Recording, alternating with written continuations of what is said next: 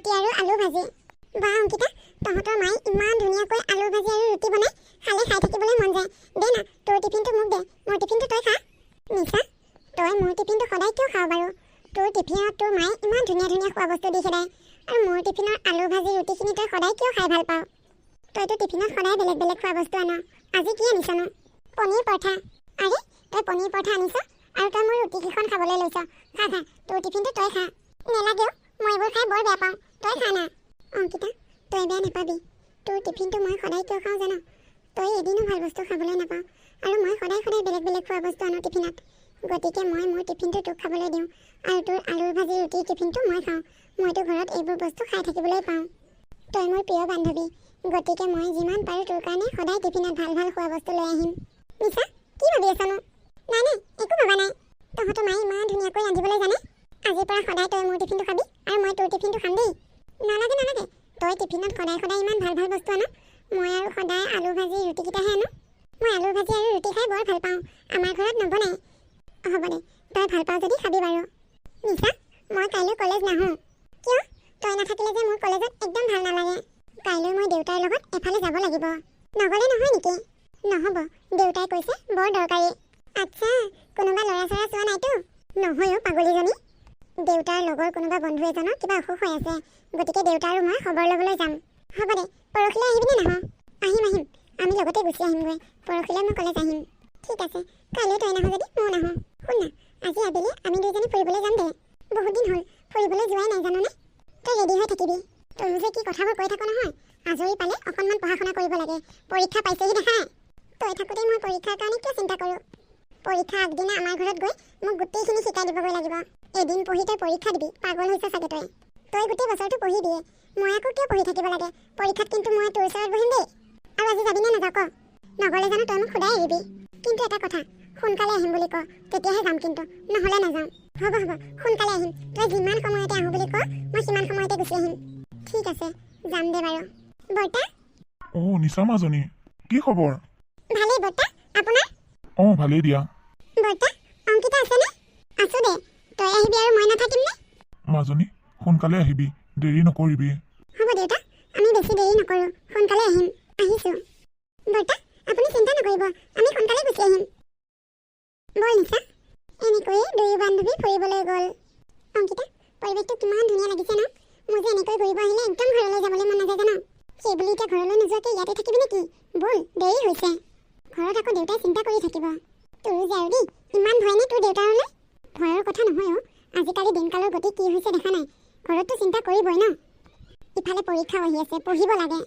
ব'ল ব'ল, পৰীক্ষাৰ পিছত কিন্তু আকৌ আহিম দেই। হ'ব দে, আহিম বাৰু। অংকিতা, মোৰ বেগটো লৈ আহচোন, মই গাড়ীখন পাৰ্কিঙৰ পৰা উলিয়াই লওঁ। ইমান দেৰিলৈকে ঘূৰি ফুৰিছে, কৈছোৱে সোনকালে অহাৰ কথা। তাই নিচাৰ লগত ৰেং মিলাই ঘূৰি ফুৰিলে নহ'ব নহয়। নিচা হৈছে ধনী ঘৰৰ ছোৱালী, বা বদনাম ওলালেও লুকাই যাব। আমাক আকৌ নুলুকাব নহয়, বেছিকৈ ওলাবহে। মাজনী, আহিলি? দেউতা। মাজনী, তই মোৰ কথা কিয় শুনা নাই? কিমান কৈছোঁ, তই নিচাৰ লগ এৰ। দেউতা, তুমি কিয় তেনেকুৱা কথা কৈছা? একদম তেনেকুৱা কথাবোৰ নকবা। তই মোৰ কথাবোৰ বুজি পোৱা নাই। মই তেতিয়া নিচা থকাৰ বাবে তোক একো নকলোঁ। বেছিকৈ টকা পইচা থকা ধনী মানুহবোৰৰ ৰূপবিলাক বেলেগ। প্ৰথমে ভাল মানুহৰ দৰে নাটক কৰে, তাৰ পিছতহে লাহে লাহে সিহঁতৰ আচল ৰূপটো গম পোৱা যায়। চব টকা থকা মানুহ একেই। দেউতা, নিচা তেনেকুৱা ছোৱালী নহয়। তোক মই বহুত বুজাইছোঁ, আৰু নোৱাৰা হৈ গৈছোঁ। তাই তোক স্বাৰ্থতহে ভাল পায়। তই যে তাইক পৰীক্ষাৰ সময়ত পঢ়াত অলপ সহায় কৰ, সেইকাৰণে তাই তোক ভাল পায়। পঢ়া শেষ হোৱাৰ পিছত যেতিয়া তাই ডাঙৰ মানুহ হ'ব, তেতিয়া চাবি তাই আচল নাটকখন তই তেতিয়াহে গম পাবি। তই আকৌ এইটো বেগ কেতিয়া ল'লি? এইটো মোৰ বেগ নহয় দেউতা, এইটো নিচাৰ বেগ। মোক লৈ থাকিব দিছিল, মোৰ হাততে ৰৈ গ'ল। তই এতিয়াই যা, বেগটো দি থৈ আহগৈ। তাইৰ বেগত কি কি বস্তু আছে চাগে ঠিক নাই, কেনেবাকৈ তোক আকৌ চুৰ বুলি ক'ব। দেউতা, মই বেগটো এতিয়াই দি থৈ আহোঁগৈ ৰ'বা। সিফালে অংকিতাৰ দেউতাকে অংকিতাক বুজাইছে, আৰু এইফালে নিচাৰ দেউতাকে নিচাক বুজাইছে। নিচা, ক'লৈ গৈছিলা? দেউতা, মই আৰু অংকিতাই অকণমান ফুৰিবলৈ গৈছিলোঁ।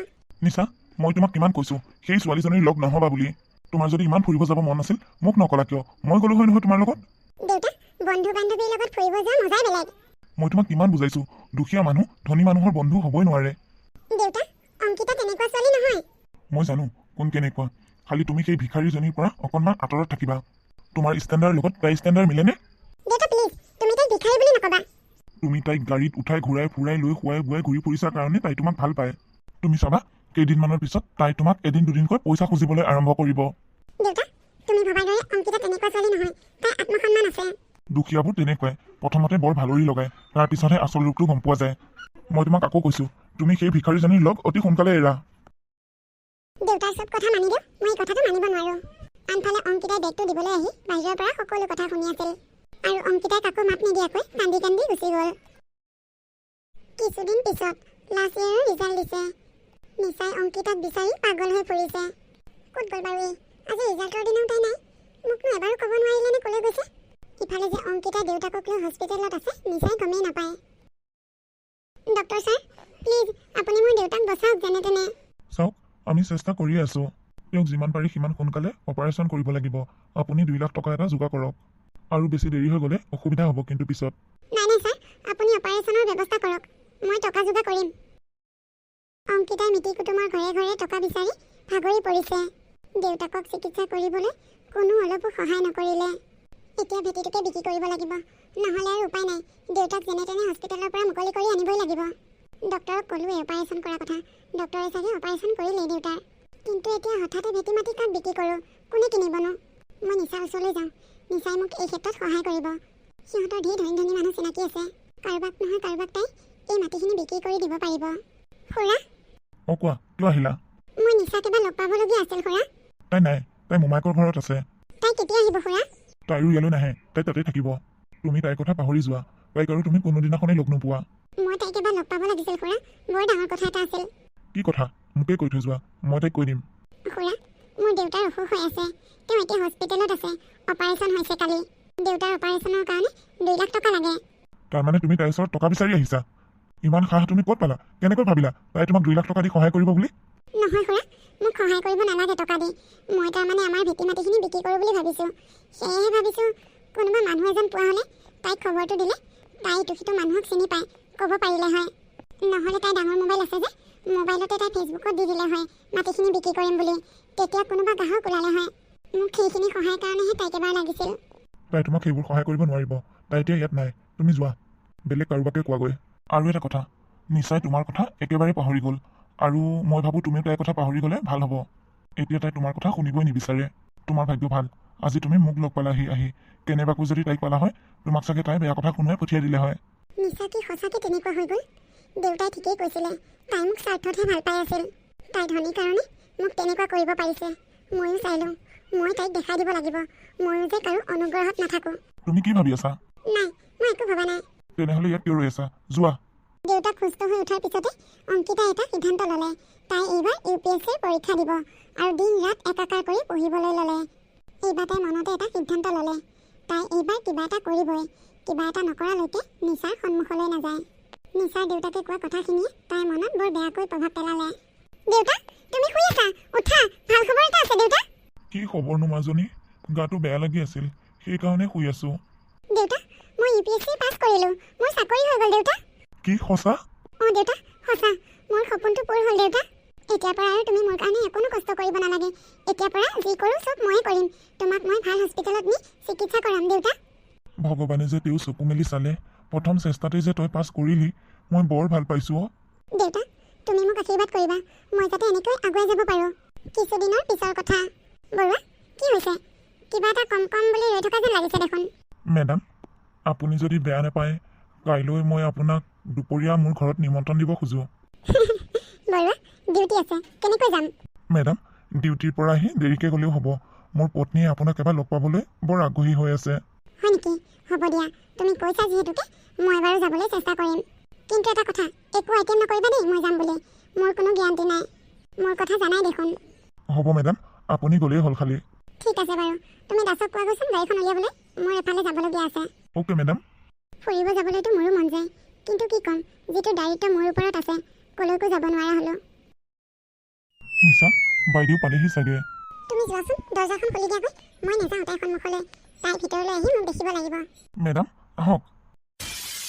অংকিতাই ভিতৰ সোমাই নিচাক দেখি চক খাই গ'ল আৰু তাইৰ লগতে মিছা কথা কৈ বাহিৰলৈ ওলাই গ'ল। বৰুৱা তুমি বেয়া নাপাবা, মোৰ বিশেষ ডিউটি এটাৰ কাৰণে মই যাবলগীয়া হ'ল। তোমাক খবৰটো দি যাওঁ বুলিহে ঘপককৈ সোমালোঁ। মই সময় পালে বেলেগ এদিন আহিম। অংকিতা!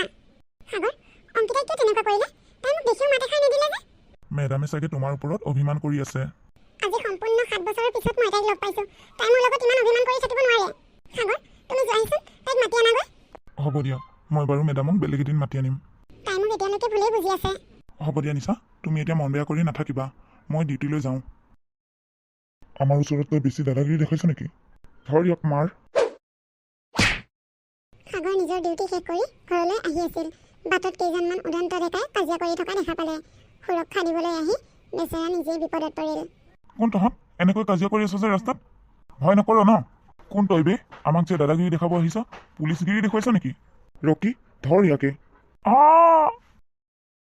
এনেকৈয়ে সাগৰক মাৰি থৈ গুণ্ডাকেইজন পলাল ছাৰ আপুনি মোৰ মানুহজনক জলদি ঠিক কৰি দিয়ক আপোনাক যিমান টকা লাগে মই সিমান টকাই দিম আপোনাক মই আগতে ক'ৰবাত লগ পাইছোঁ খুব ওচৰৰ পৰা লগ পাইছোঁ ক'ত লগ পাইছিলোঁ বাৰু মনত পৰিছে তুমি নিশা নহয়নে এবাৰ যে তোমাৰ বান্ধৱী এজনী দেউতাক হস্পিটেলত থাকোঁতে তুমি যে টকা দি সহায় কৰিছিলা সেই ছোৱালীজনী নহয়নে তুমি হয় ছাৰ তুমি চিন্তা নকৰিবা মই তোমাৰ হাজবেণ্ডক ভালকৈ কেয়াৰ ল'ম তুমি বহুত ভাল ছোৱালী তেখেতক হয়তো ব্লাড দিবলগীয়া হ'ব পাৰে ঠিক আছে ছাৰ খালি আপুনি মোক সময়মতে জনাব সেইদিনাখন যদি তুমি সহায় নকৰিলা হয় তোমাৰ লগৰ ছোৱালীজনী কম বিপদত পৰিল হয়নে ছাৰ সেই কথাটো আপুনি তাইক কৈছিল নেকি নাই নাই তুমি যেনেকৈ গোপনে ৰাখিবলৈ দিছা মই তেনেকৈ গোপনে ৰাখিছোঁ আজিলৈকে মই কাকো কোৱা নাই নিশা অংকিতা মই বাহিৰৰ পৰা সকলো শুনি আছিলোঁ নিশা তই মোক ইমানখিনি সহায় কৰিলি অথচ তই মোক এবাৰো নকলি মই তোক বহুত ভুল বুজি আছিলোঁ আৰু হস্পিটেলৰ বিলবোৰ কোনে পে' কৰিলে এই কথাটো জানিবলৈ বহুত চেষ্টা কৰিলোঁ কিন্তু মই গমেই নাপালোঁ তই মোক ক্ষমা কৰিবি আচলতে মই সিদিনাখন তহঁতৰ ঘৰৰ পৰা তোক দেখিয়ে তেনেকৈ ওলাই গুচি আহিছিলোঁ তোৰ ওপৰত মোৰ বিৰাট অভিমান আছিল ৰচোন মই এটা কথা গম নাপালোঁ মোৰ দেউতা যে হস্পিটেলত আছিল সেই কথাটো তই কেনেকৈ গম পালি তই যিদিনাখন আমাৰ ঘৰলৈ গৈছিলি মোক বিচাৰি সেইদিনাখন তই যেতিয়া দেউতাৰ লগত কথা পাতি আছিলি দেউতা আৰু তোৰ মাজত হোৱা কথা বতৰাবোৰ মই মনে মনে শুনি আছিলোঁ দেউতাই তোক মিছা কথা কৈছিল মই মামাহঁতৰ ঘৰত থকা বুলি তই দেউতাৰ লগত কথা পাতি থাকোঁতে মই আহি হস্পিটেল পালোহি আৰু হস্পিটেলত বৰ্তাৰ যিমান চিকিৎসাৰ খৰচ আছে সকলোবোৰ বিল মই পে' কৰিলোঁ তোক মই মিছাতেই ভুল বুজি আছিলোঁ তই মোক ক্ষমা কৰিবি ছাৰ আপুনি সাগৰক চিকিৎসাৰ ব্যৱস্থা কৰক টকা পইচাৰ কথা চিন্তা নকৰিব আৰু ব্লাড দিবলগীয়া হ'লে মোক জনাব মই ব্লাড দিম সাগৰক তোমালোক দুই বান্ধৱীৰ আন্তৰিকতাবোৰ দেখি মোৰ বহুত ভাল লাগিছে মই সাগৰক একো হ'বলৈ নিদিওঁ তোমালোকে চিন্তা নকৰিবা তোমালোক যোৱা বাহিৰত বহাগৈ সাগৰক চাবলৈ মই আছোঁ সাগৰে দুয়োজনী বান্ধৱীকে একেলগে দেখি বৰ ভাল পালে মেডাম থেংক ইউ আপুনি মোৰ পত্নীক আকৌ আপোনাৰ বান্ধৱী হিচাপে আঁকোৱালি লোৱাৰ বাবে মেডাম নহয় অফিচত মেডাম আৰু বাহিৰত আমি গোটেই তিনিওজন বন্ধু নে কি কওঁ নিশা আমি গোটেই তিনিওজন বন্ধু কিন্তু এটা কথা তই মোৰ মানুহজনৰ চাকৰি নেখেদিবি ঠিক পাগলীজনী তোৰ এতিয়াও সেই ধেমালিবোৰ যোৱাই নাই বল বল কোনোবা ৰেষ্টুৰেণ্ট এখনত বহি ধুনীয়াকৈ চাহ এটা পেকাপ খাই লওঁগৈ বহুদিন হ'ল